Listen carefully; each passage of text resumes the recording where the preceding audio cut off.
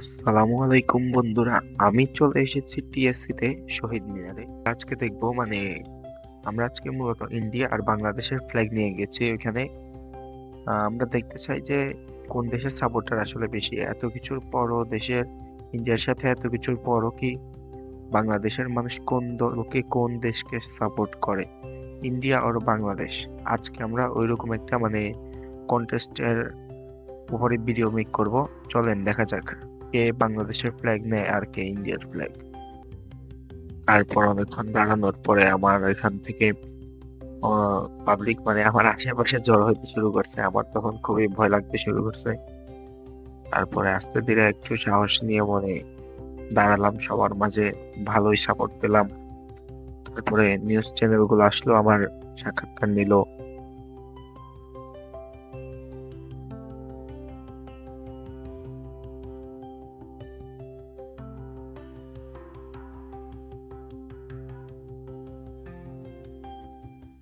সত্যি বলতে বাংলাদেশের ফ্ল্যাগই সবগুলো নিচ্ছে। প্রায় 50 থেকে 80টা বাংলাদেশের ফ্ল্যাগ নিছিলাম, বাট ইন্ডিয়ার ফ্ল্যাগ নিছিলাম মাত্র 10টা।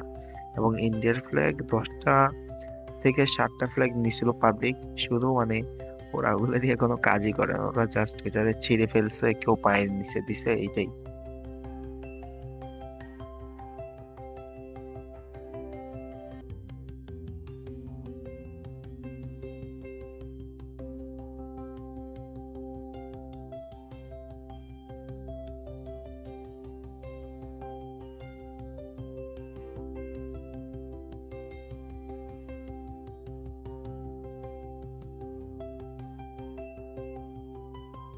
প্রতি মিনিটে ইন্ডিয়ার ফ্ল্যাগ মানুষ খালি আমার পকেট থেকে নিয়ে শুধু পায়ের নিচে দিতেছে, সেলফি ছবি তুলতেছে, ভিডিও করতেছে, এগুলা সোশ্যাল মিডিয়ায় আপলোড দিতেছে। ইন্ডিয়ার ফ্ল্যাগ কেউ দেখতেই পারতেছে না। ইন্ডিয়াকে মানুষ এত পরিমাণ ঘৃণা করে বর্তমানে, বলার বাইরে।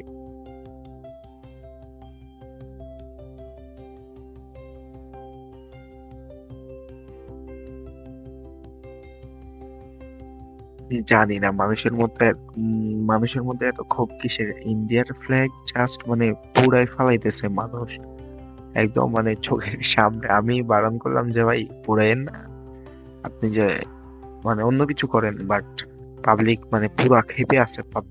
স্লোগান গুলা যদি আপনাদেরকে শোনাতে পারতাম বেটার ফিল করতাম আমি।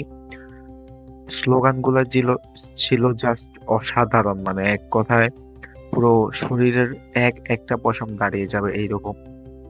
আসলে মানুষের মধ্যে যে এই পরিমাণ স্বতঃস্ফূর্ততা দেখেছি আজকে, মানুষ নিজের থেকে সব করতেছে। মানুষ এত খুশি আর কখনো হয় নাই। আওয়ামী রাজনৈতিক ভাবে চলে যায় যদিও কথাগুলো, বাট মানুষ রিয়েলি এত খুশি আর কখনো আমি দেখি নাই। এত বড়ভাবে এত উচ্ছ্বাসিত ভাবে কেউ কখনো বিজয় দিবস পালন করছে বলে মনে হয় না। তো এই ছিল ভিডিও আজকের জন্য, এই পর্যন্তই। ভালো থাকবেন, সুস্থ থাকবেন সবাই। আল্লাহ হাফেজ। আর লাস্ট একটা কথা বলতে চাই, সেটি হলো ইন্ডিয়ার মা কিছু, ইন্ডিয়ার মা কিছু।